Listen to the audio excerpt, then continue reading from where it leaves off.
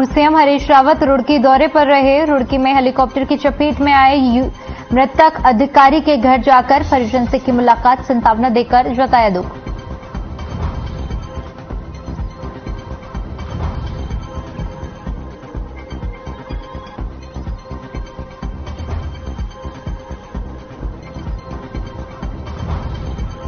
मन की बात पर उठे सवाल, कांग्रेस प्रवक्ता गरिमा दसोनी ने कहा कि 9 साल से जबरन थोपा मन की बात, मन में 9 साल से हैं सवाल।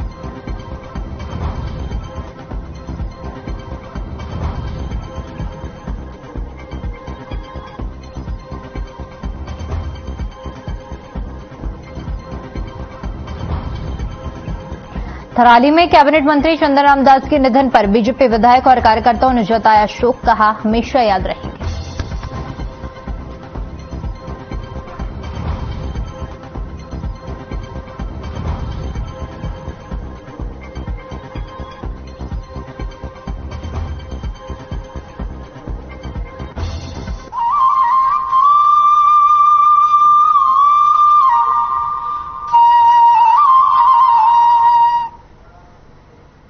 नमस्कार, उत्तराखंड के बुलेटिन में आपका बहुत बहुत स्वागत है। मैं हूं आपके साथ दीपिका ओझा। चलिए बढ़ते हैं खबरों की ओर। भगवान श्री बद्रीनाथ मंदिर के कपाट आज सुबह 7:10 के शुभ मुहूर्त पर ब्रह्म बेला में पूरे वैदिक मंत्रोच्चार के साथ, विधि विधान के साथ श्रद्धालुओं के लिए खोल दिए गए हैं। इस मौके पर पहली पूजा प्रधानमंत्री नरेंद्र मोदी के नाम से की गई। कपाटोद्घाटन के साक्षी बनने के लिए हजारों संख्या में श्रद्धालु धाम में मौजूद थे। इस दौरान कुबेर, उद्धव जी और गड़ूखड़ा दक्षिण द्वार से मंदिर परिसर में लाया गया। इसके बाद मंदिर के मुख्य पुजारी रावल समेत धर्माधिकारी और बद्रीनाथ केदारनाथ मंदिर समिति के पदाधिकारियों ने प्रशासन और हजारों श्रद्धालुओं की मौजूदगी में विधि विधान के साथ मंदिर के कपाट खोले। मुख्य पुजारी वीसी ईश्वर प्रसाद नंबूदरी ने गर्भगृह में भगवान बद्रीनाथ की विशेष पूजा अर्चना करते हुए सबके लिए मंगलमय कामना की और साथ ही मुख्यमंत्री पुष्कर सिंह धामी ने कपाट खुलने के शुभ मुहूर्त पर समस्त श्रद्धालुओं को अपनी शुभकामनाएं प्रदान की। मुख्यमंत्री ने कहा कि चारधाम यात्रा के सकुशल संचालन के लिए राज्य सरकार ने तमाम व्यवस्थाएं की हैं।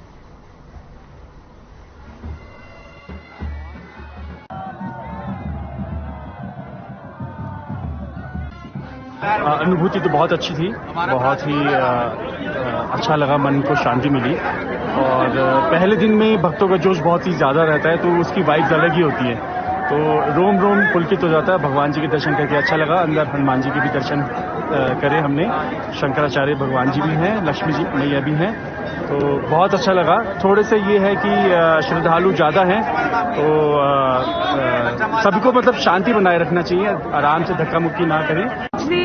अंदर से आप जब जाते हैं लाइन से बाहर, तब आप सिर्फ भगवान के लिए सोचते हैं। जब आप द्वार को पार कर लेते हैं, अंदर पहुंचते हैं, तो फिर आप कुछ नहीं सोचते, बस आप भगवान को देखते रह जाते हैं। बस आप चाहते हैं कि भगवान सामने हो और उनको निहारते रहे, तो उसी में ही आपको बहुत शांति मिलती है। फिर आप सारी दुनिया की टेंशन जो भी होती है वो सब भूल जाते हैं। यहाँ पर देख सकते हैं कि मौसम प्रतिकूल होने के बावजूद यहाँ पर देश विदेश के जो श्रद्धालु आए हैं, भक्तगण आए हैं, उनमें एक असीम उत्साह है और श्रद्धा, और जो जिस प्रकार का भक्तिमय यहाँ पर माहौल है, इससे आप अंदाज से लगा सकते हैं कि प्रतिकूल मौसम के बावजूद बर्फबारी हो रही है। सुबह जब कपाट खुल रहे थे तब भी बर्फबारी हुई और मौसम प्रतिकूल था, लेकिन श्रद्धालुओं के उत्साह और श्रद्धा में किसी प्रकार की कोई कमी नहीं दिखाई दे रही है। और प्रदेश सरकार की ओर से भी जो यहाँ पर तीर्थयात्री आ रहे हैं, श्रद्धालु आ रहे हैं,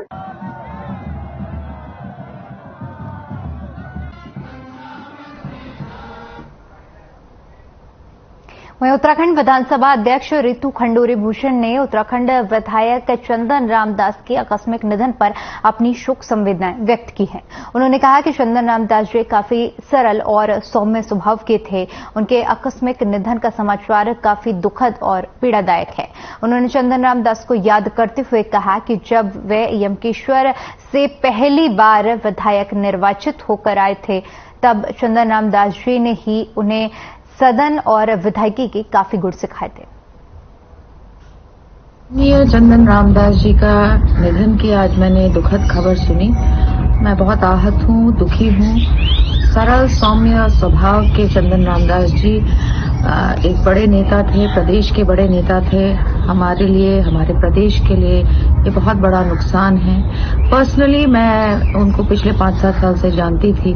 नए विधायक होने पर मैं उनके पास अक्सर कुछ सीखने जाती थी, तो बड़े प्रेम से, प्यार से वो मुझे चीजें बताते थे, मदद करते थे, तत्पर रहते थे मदद करने में।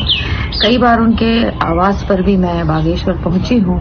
आज उनके निधन के बारे में सुनकर मैं बहुत दुखी हूं। मैं भगवान से प्रार्थना करती हूं कि उन्हें वो अपने श्री चरणों में जगह दें और उनके पूरे परिवार को इस दुखद घटना को सहने की शक्ति दें।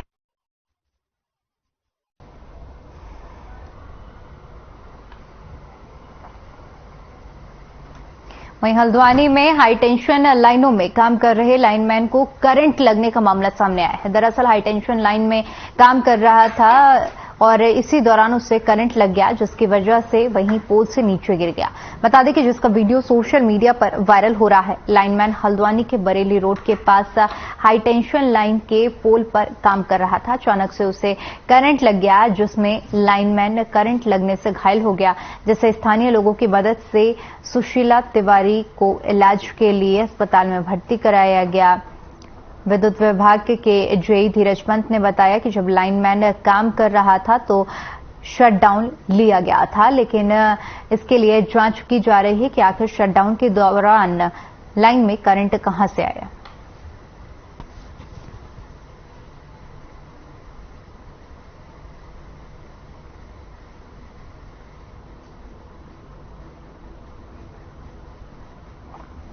हरिद्वार में पुलिस की सख्ती के बाद भी चोरों के हौसले बुलंद होते जा रहे हैं। आपको बता दें कि सिडकुल थाना क्षेत्र के ब्रह्मपुरी से बेखौफ चोरों ने दिन दहाड़े 40,000 की नकदी उड़ा ली।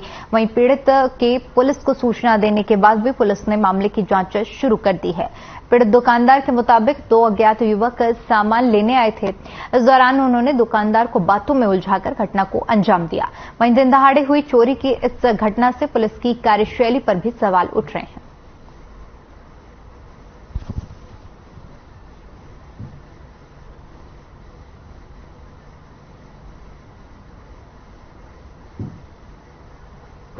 दस किलो का आटा कट्टा मांगा। उन्होंने 2,000 रुपये का नोट दिया। मैंने उन्हें बकाया पैसे दिए।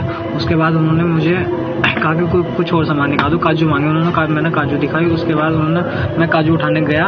इतना उन्होंने मेरे गले से 40,000 के लगभग जो पैसे थे वो उठा लिए और उसके बाद एकदम वो चलते बने। फिर मैं उनके पीछे गया। वो बहुत दूर जा चुके थे। फिर मैंने पुलिस वाले को सूचना दी।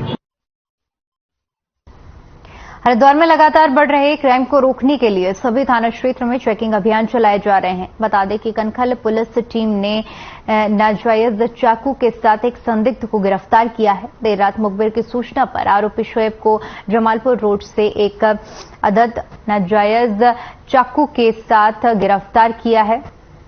बता दें कि युवक के खिलाफ कनखल पुलिस ने आर्म्स एक्ट में मुकदमा पंजीकृत किया है।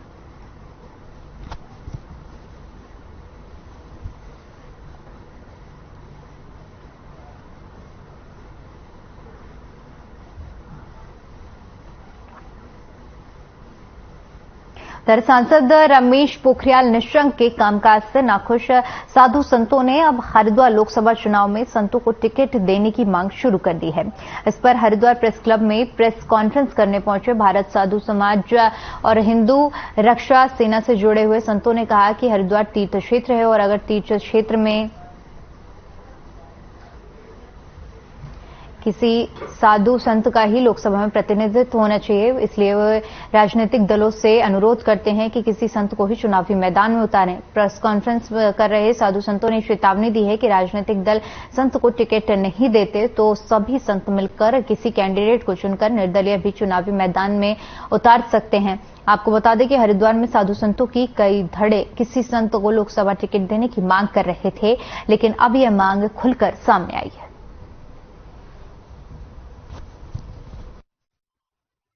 हरिद्वार देवभूमि का द्वार है, तो यहाँ पर जो सांसद हो, कोई भी संत हो, चुनाव आने वाले हैं, सभी पार्टियों से हम आग्रह करते हैं कि वो यहाँ कम से कम हरिद्वार सीट से किसी भी सांसद को उतारें तो वो केवल साधु हो, क्योंकि संत न होने के कारण से हम पिछले दिनों में हरिद्वार की दुर्दशा देख चुके हैं।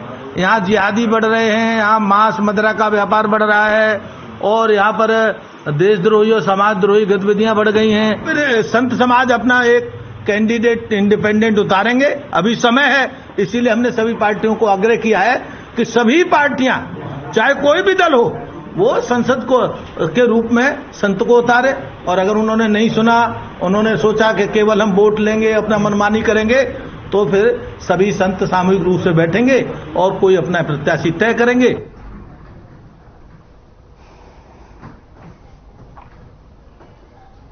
हरिद्वार में पॉट टैक्सी योजना को लेकर व्यापारियों और उत्तराखंड मेट्रो कॉरपोरेशन के बीच हुई वार्तालाप विफल हो गई है। व्यापारियों के साथ ही श्री गंगा सभा के पदाधिकारियों ने पॉट टैक्सी के रूप का विरोध कर बैठक का बहिष्कार कर दिया और राज्य सरकार से रूट बदलने की मांग की है। दरअसल राज्य सरकार द्वारा हरिद्वार में पॉट टैक्सी चलाने की योजना पर काम किया जा रहा था। इसको लेकर सीसीआर भवन में व्यापारियों और उत्तराखंड मेट्रो कॉरपोरेशन के अधिकारियों की बैठक बुलाई गई थी।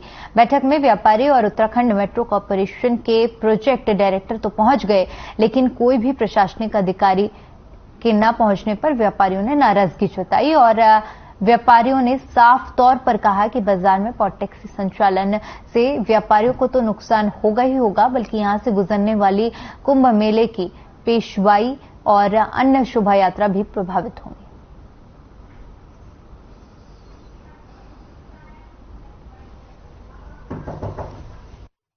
हमने इस योजना का आज इस बैठक का हमने बहिष्कार करा है। हमने बहिष्कार कर दिया, ये लागू नहीं होने देंगे।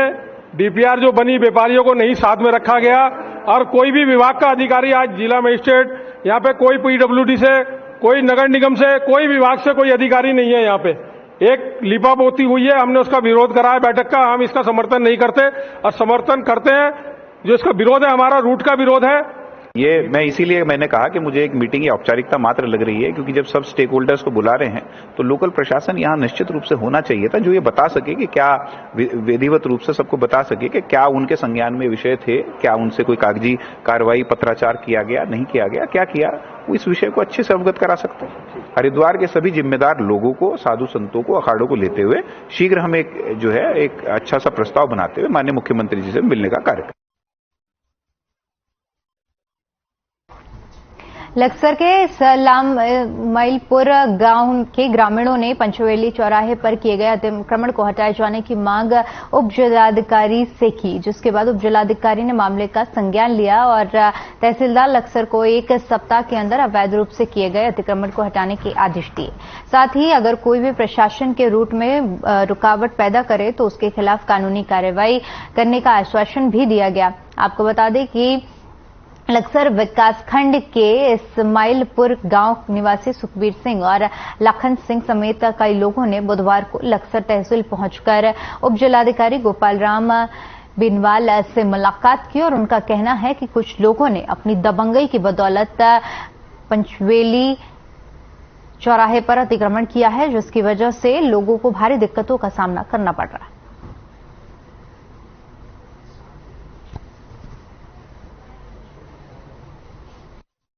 इस्माइलपुर में एक सरकारी भूमि पर अवैध अतिक्रमण चिन्हित किया गया था। उसको हटाने के लिए एक बार राष्ट्र की टीम 2 दिन पहले गई थी।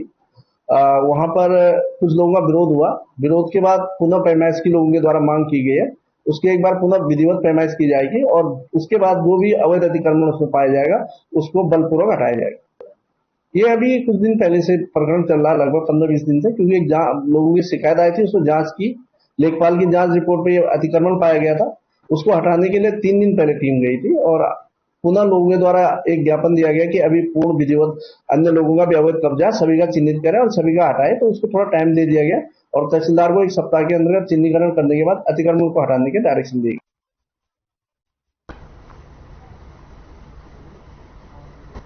रामनगर वन प्रभाग की कोसी रेंज में अपने बेटे के साथ रामनगर से बाइक पर घर जा रही एक वृद्ध महिला पर पीछे से अचानक से बाघ ने हमला बोला, जिससे महिला गंभीर रूप से घायल हो गई। वहीं दुर्घटना में बाइक गिरने से बेटा भी चोटिल हो गया। घायल महिला को उपचार के लिए रामनगर के सरकारी अस्पताल में भर्ती कराया गया। वहीं वन विभाग द्वारा इस क्षेत्र में वन कर्मियों की गश्त शुरू कर दी गई है। साथ ही इस मार्ग से गुजरने वाले लोगों से सावधानी पूर्वक गुजरने की अपील की जा रही है।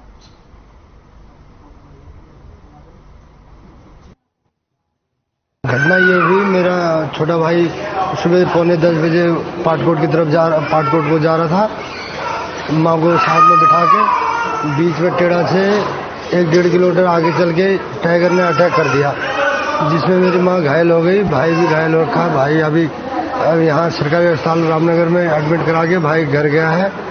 जंगलात की गाड़ी छोड़ के गई इनको यहाँ पर। ये मोटरसाइकिल से जा रही थी और ये जाते समय टाइगर ने अटैक कर दिया। बस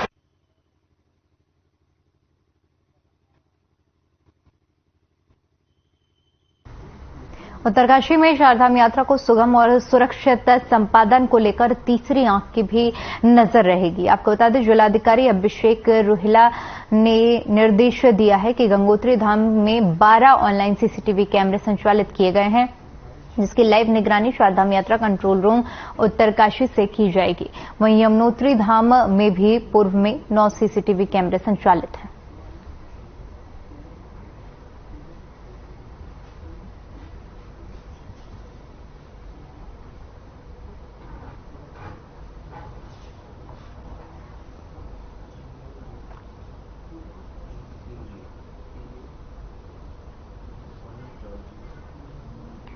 तो चारधाम यात्रा की शुरुआत हो चुकी है, जहां पर चप्पे चप्पे पर श्रद्धालुओं की सुरक्षा की व्यवस्था की गई है। बता दें कि उत्तरकाशी में जिलाधिकारी के निर्देश पर सीसीटीवी कैमरे लगाए गए हैं और जिससे 12 ऑनलाइन सीसीटीवी कैमरे संचालित किए गए हैं, जिससे यात्रियों को कंट्रोल रूम में बैठकर सारी निगरानी की जा सके सीसीटीवी कैमरों के माध्यम से। वहीं चारधाम यात्रा की शुरुआत हो चुकी है। लाखों की संख्या में श्रद्धालु उत्तराखंड का रुख कर रहे हैं। चारधाम यात्रा के दौरान यात्रा करने वाले श्रद्धालुओं के वाहनों की जांच के लिए परिवहन विभाग द्वारा ग्रीन कार्ड उपलब्ध कराए जा रहे हैं। रुड़की एआरटीओ ऑफिस में ग्रीन कार्ड बनाए जा रहे हैं। यात्रियों की सुरक्षा के लिए पहाड़ी क्षेत्रों में सफर करने वाले वाहन परिवहन विभाग द्वारा गाड़ी की फिटनेस, अग्निशमन यंत्र और आपातकालीन स्थिति में उपयोग होने वाले सामानों की भी जांच की जा रही है, फिर ग्रीन कार्ड बनाए जा रहे हैं। आरटीओ एल्विन रोक्सी ने बताया कि चारधाम यात्रा के दौरान आने वाले यात्रियों को किसी भी तरह की कोई परेशानी न हो, इसके लिए उनके ग्रीन कार्ड उपलब्ध कराए जा रहे हैं।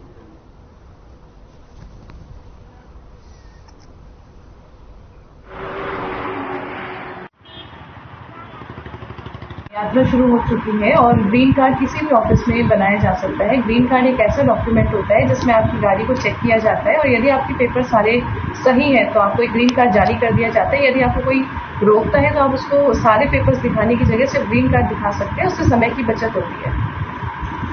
सभी ऑफिसेज में यात्रा सेल है, हमारे ऑफिस में यात्रा सेल है और यदि किसी को असुविधा होती है, किसी को कोई दिक्कत होती है तो हमें इन्फॉर्म कर सकते हैं, हम उस पर तुरंत एक्शन लेंगे। और ये सभी ऑफिसेज में ग्रीन कार्ड बनाया जा सकता है, तो ऐसा नहीं कि पर्टिकुलरली किसी एक ऑफिस में बनाना है, तो आपको जहां सुविधा है वहां बना सकते हैं।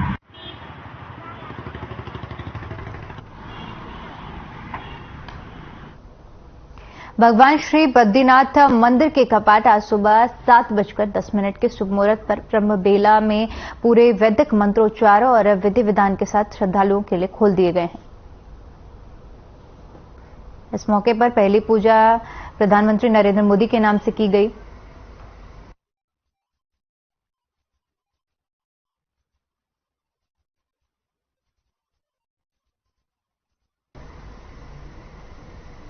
कपाटोद्घाटन के साक्षी बनने के लिए हजारों की संख्या में श्रद्धालु धाम में मौजूद थे। इस दौरान कुबेर जी, उद्धव जी और गरुघटा दक्षिण द्वार से मंदिर परिसर में लाया गया। इसके बाद मंदिर के मुख्य पुजारी रावल समेत धर्माधिकारी और बद्रीनाथ केदारनाथ मंदिर समिति के पदाधिकारियों ने प्रशासन और हजारों श्रद्धालुओं की मौजूदगी में विधि विधान के साथ मंदिर के कपाट खोले। मुख्य पुजारी वीसी ईश्वर प्रसाद ने गर्भगृह में भगवान बद्रीनाथ की विशेष पूजा अर्चना करते हुए सबके मंगलमय की कामना की। साथ ही मुख्यमंत्री पुष्कर सिंह धामी ने कपाट खुलने के शुभ अवसर पर समस्त श्रद्धालुओं को अपनी अपनी शुभकामनाएं प्रदान की। मुख्यमंत्री ने कहा कि चारधाम यात्रा के सकुशल संचालन के लिए राज्य सरकार ने तमाम व्यवस्थाएं की हैं।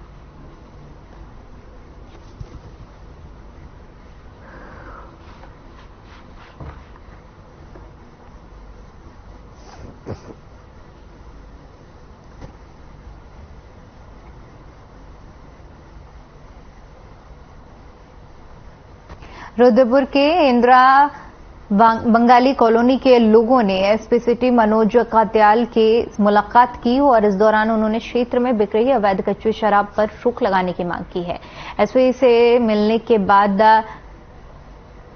एक दिव्यांग भी शामिल है जो कि एसपी सिटी से मिलकर शराब की बिक्री पर रोक लगाने की मांग कर रहा है। जिसके बाद एसपी सिटी मनोज कत्याल ने युवाओं से मिलकर उन्हें आश्वासन दिया। उन्होंने कहा कि ऐसी कठोर कार्रवाई की जाएगी कि उनके क्षेत्र में अवैध कच्ची शराब ढूंढने पर भी नहीं मिलेगी। इसके बाद युवाओं के चेहरे पर खुशी देखने को मिली। साथ ही उन्होंने एसपी का धन्यवाद किया।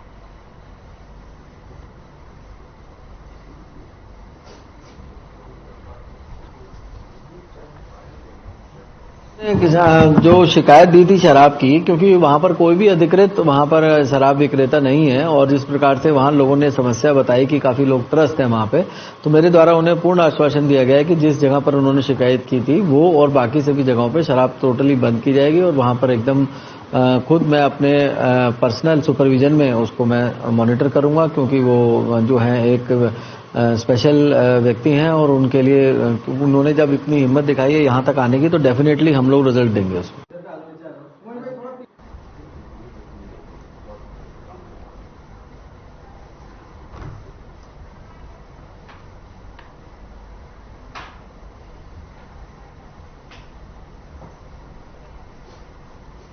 चलिए फिलहाल के लिए इस बुलेटिन में इतना ही। बाकी तमाम बड़ी खबरों के लिए बने रहिए हमारे साथ। नमस्कार।